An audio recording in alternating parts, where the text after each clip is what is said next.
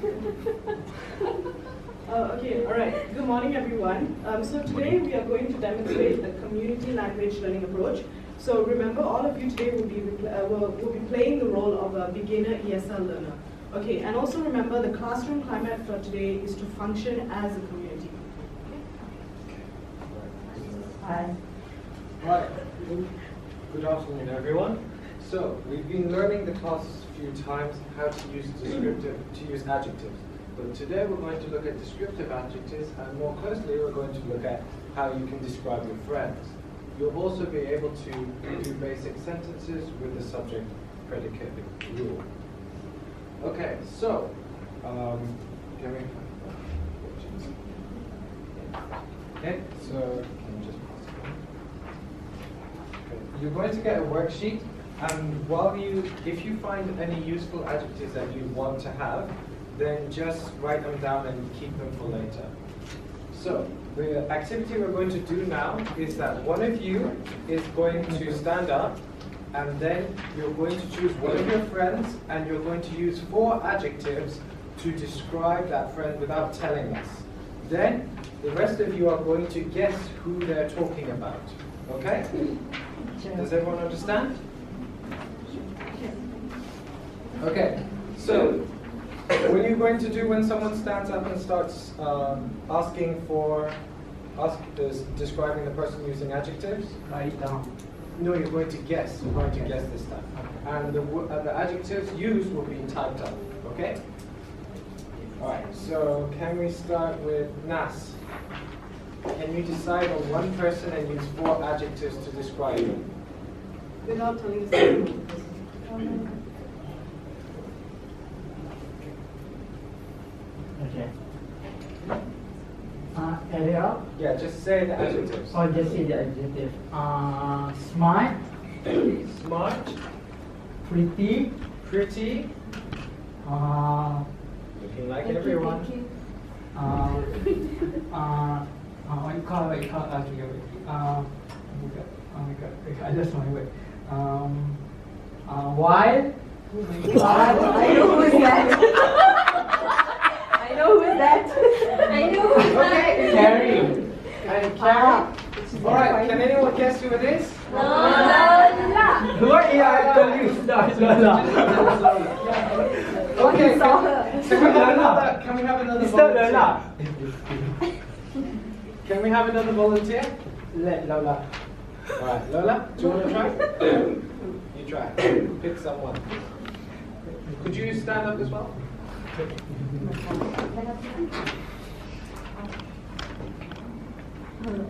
It's smart.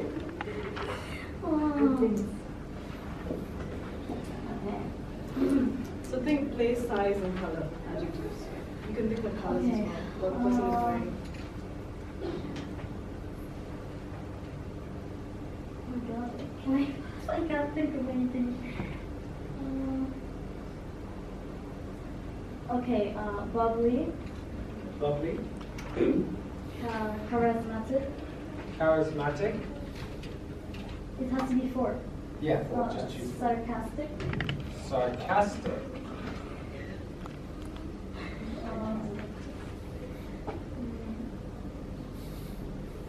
Perhaps something that describes what they're wearing. Yeah. The color of their clothing. Oh, very fancy, I guess. Fancy. Okay, can anyone guess who it is? Is it here? Niue. No. Someone here. Niue. Nas, you guess Yingli, is that correct? Akira. Akira? Who's, okay. Asma. Asma, is that correct? Whoa. Okay, let's have one final person.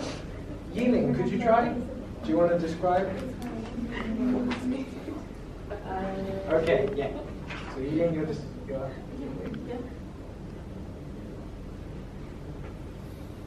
You can describe their hair, you know, what kind of long. Long hair. I know already. Their height, maybe. Slim. So they're tall. Okay, hold on. Everyone should Last know it. Dark skin. Dark skin. It's ugly. God. Hey. Diverse community is fine. Okay, just one more. Can you think of one more? Are you okay with me? It's not right. My God! Okay, we're gonna say something. Okay, so can anyone guess who it was? I don't know anyone. I'm not going to say it. So who is it? You know who is it? No.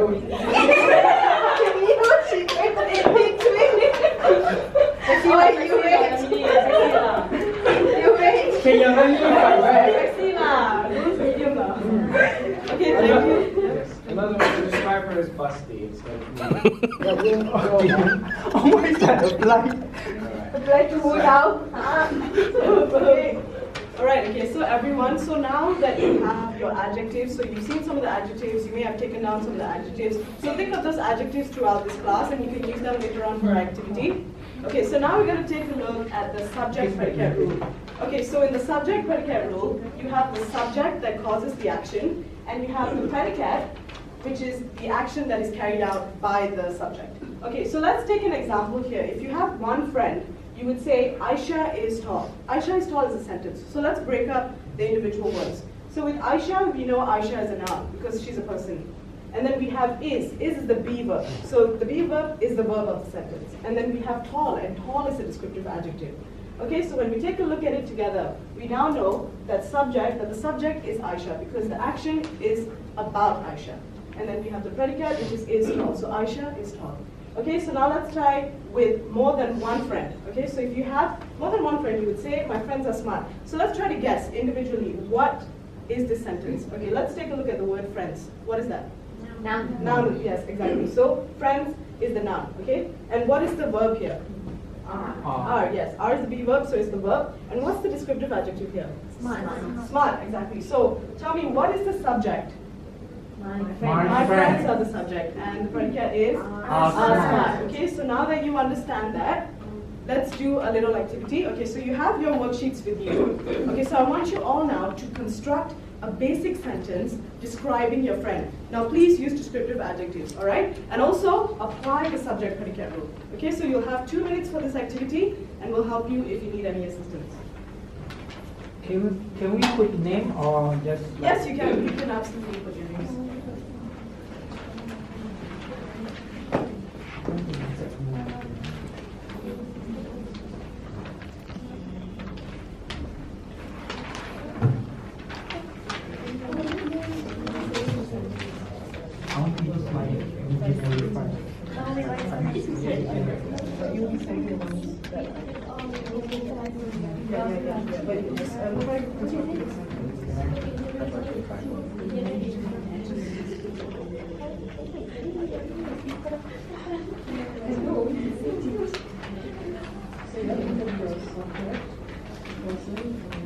Feel free to use any of the adjectives on the board. You can write it here. So yes, you write it here. So these were the adjectives that we did. And you can come up with new adjectives, so you can use the ones that we did earlier. So yeah, you write the sentence.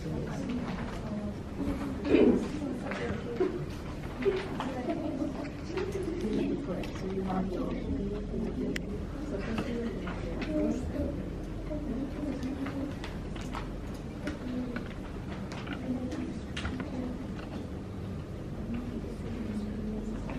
We can use more than one friend, right? yes, you can. You can form more than one. Two friends in a sentence. That's fine.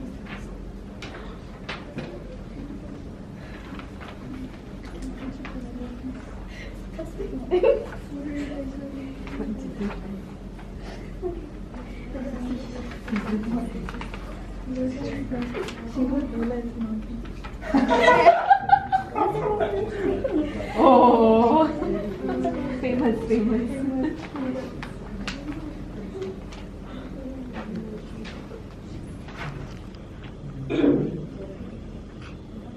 All right. Okay. So you have 2 minutes, and now.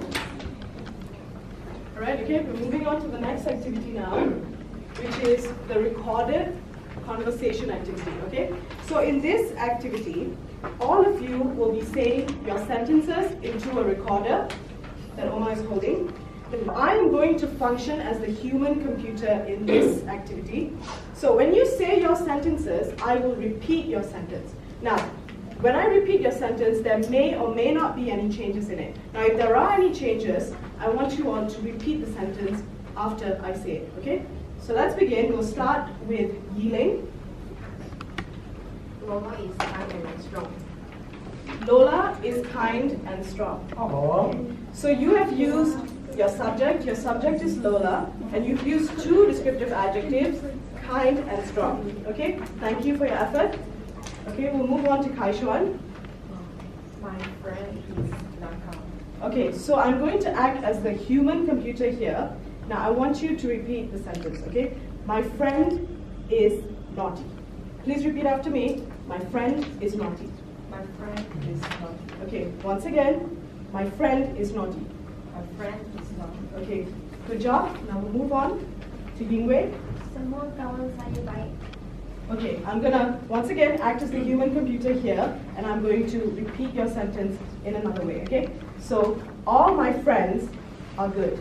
Please repeat after me. All my friends are good. All my friends are good. Okay, once again, all my friends are good. All my friends are good. Alright, okay. Now we'll move on to Akila. Okay, Akila, can you please say your sentence? My friend is tall, dark, handsome.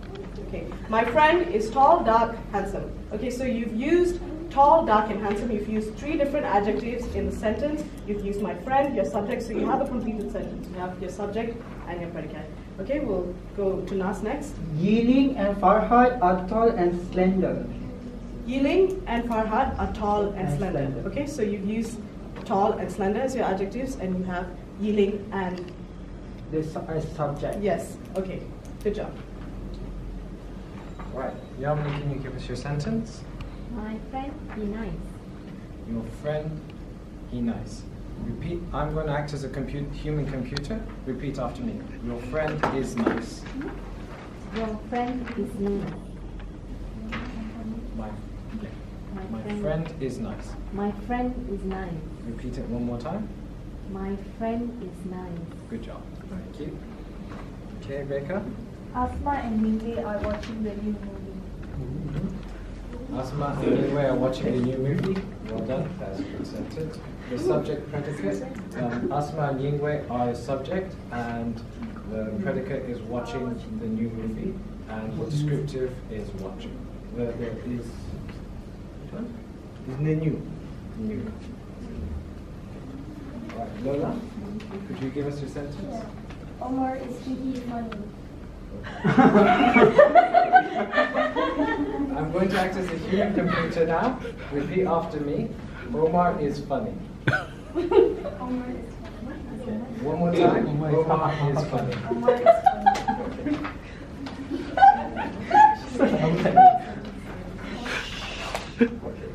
Okay, Can I have your sentence now? Kajuan is quiet but wise. Very good sentence. Kaishuan is quiet but wise. Kaishuan is the subject, and the predicate is quiet but wise. The two descriptive adjectives are quiet and wise. All right. Sindri, can you give us your sentence? Rika is a wonderful girl. All right. Reka is a wonderful girl. The subject is Reka, and the predicate is wonderful girl, and the descriptive adjective is wonderful. Thank you very much.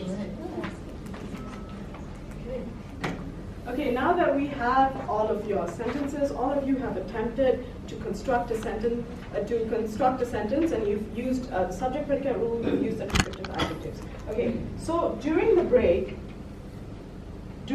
I transcribed some of the recording of your conversation. Okay, and I've picked out a few sentences that we are going to discuss. So we're going to take a look at it in terms of the subject predicate rule, the use of the descriptive adjective, and the grammar aspect of the sentences. Okay, so let's take a look at the sentence, my friend, he nice. Okay, so how can we correct this sentence? Okay, so what is the difference now that you can see between the two sentences? Beaver. The beaver, yes, correct, Lola. So you have replaced the he with the is. Now why? Why? Because in this sentence, he is redundant. Because you have my friend, and that is the noun, and that is the subject. So you do not require an extra noun to describe what your friend is. Okay, so because of that, you have my friend is nice. So with this sentence now, we have the subject, my friend, we have the verb is, and we have nice. So subject, predicate. Okay? Now, the second sentence, my friend is tall, dark, handsome. My friend is tall, dark, and handsome. Okay, so what is the difference that we can see here? And The addition of and. Anything else? Punctuation. Okay, good job. Okay, so with that, why do we add the punctuation and the and? Can anybody?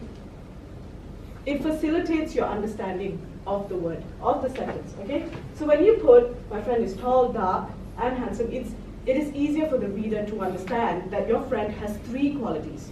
So your friend is tall, dark, and handsome, okay? So it's good to add, it's good to add a coordinator in your sentence here, okay? Now we'll move on to the third one. Omar, he funny. Okay, so we have two options here, two ways that you can correct the sentence. Okay, so one is to just remove the he here. So you have Omar, he is funny. So this is correct. Okay, it's not wrong because you have your subject and you have the he, which is the noun.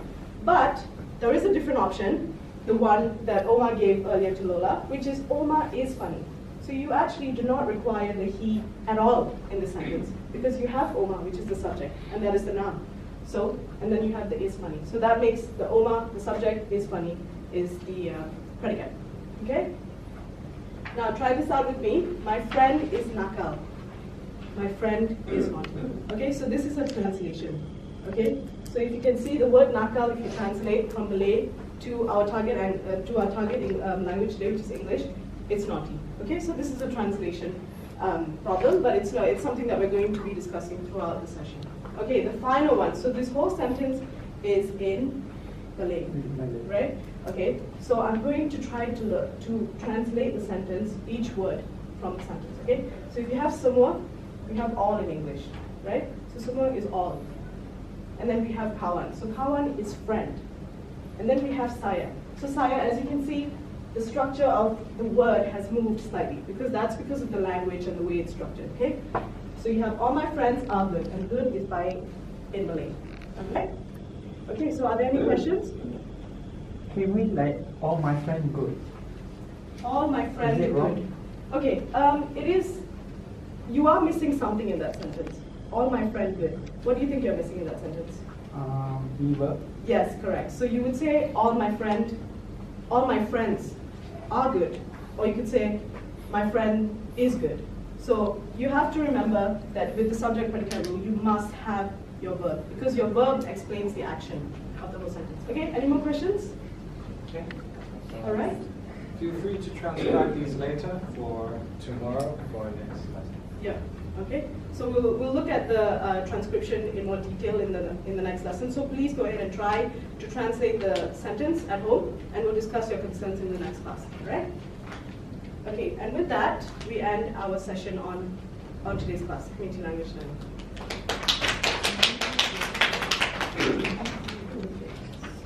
Okay, so now we're going to discuss the community language learning, the approaches, the reflection aspect, and what are the characteristics of this form of learning.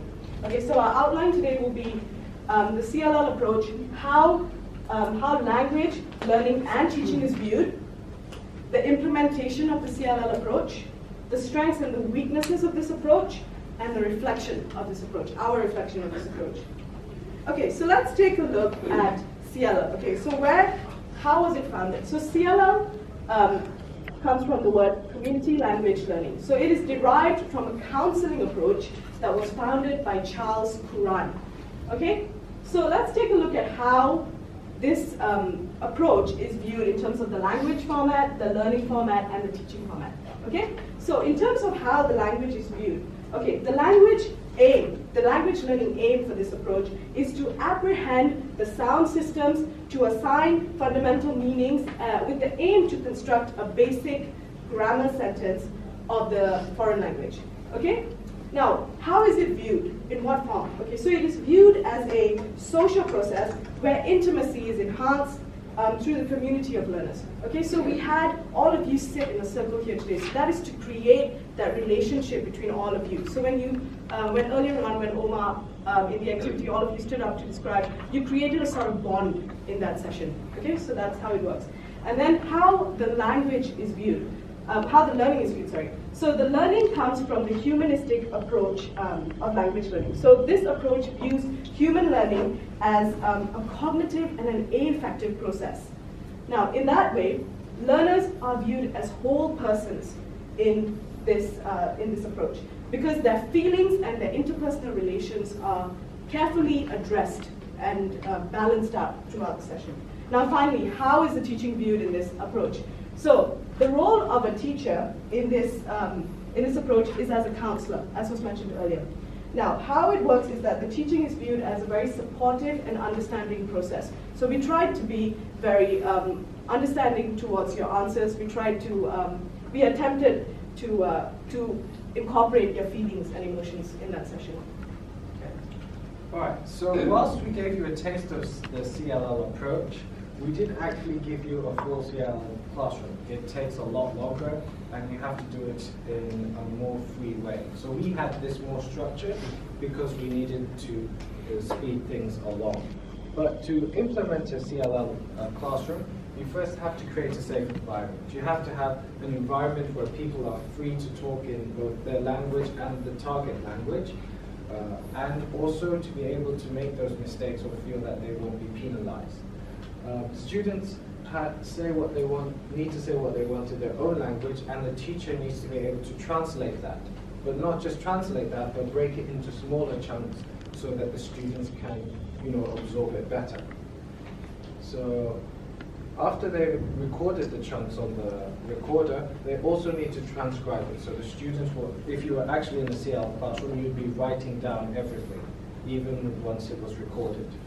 And then, naturally, as you saw through Preti's explanation of those 5 erroneous sentences, she explores the grammar, so the students naturally pick up on grammar cues. And this will lead students to create more sentences by themselves or to decide what they want to do. Okay? So now we're going to go on to the strengths of the CLL approach. It's very student-centered because the students get to decide what they want. If you're in a CLL classroom, you could decide which topic you wanted to talk about that day, and that would be motivating to you because you're doing what you're interested in.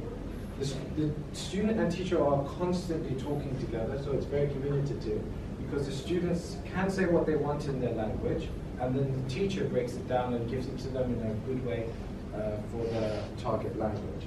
And it's a very conductive environment because it allows you to build bonds, which also links to the group learning. Now let's look at the weaknesses of this. Teachers must be fluent in both languages. If I didn't know Malay and all my students were Malay, I would not be able to do this approach because I need to know Malay and I need to know English. It's not teaching, it's rather counseling. As a teacher, you're more the facilitator and counselor. You're doing a passive, not passive role, but you're not the main actor on the stage. You're the one supporting. And that means that you have to do some special training in order to make this very effective. It's not suitable for a large class. As you can see, we have 10 students here, but imagine if you had to do this with a class of 40 students. It's time consuming and it's just really difficult to do. Another thing that's really bad about CLL is that there's no syllabus. The objectives are unclear and there's no way to evaluate it. So this is why a lot of people actually have an issue with CLL. And finally, as I talked about, it's time consuming, and if you think about it, the students have to transcribe everything that they've heard before. So it's very difficult for them, especially if they haven't written a lot in that language, for them to do so, even if they're copying. Okay? All right, okay, so now let's reflect on the CLL approach pedagogically.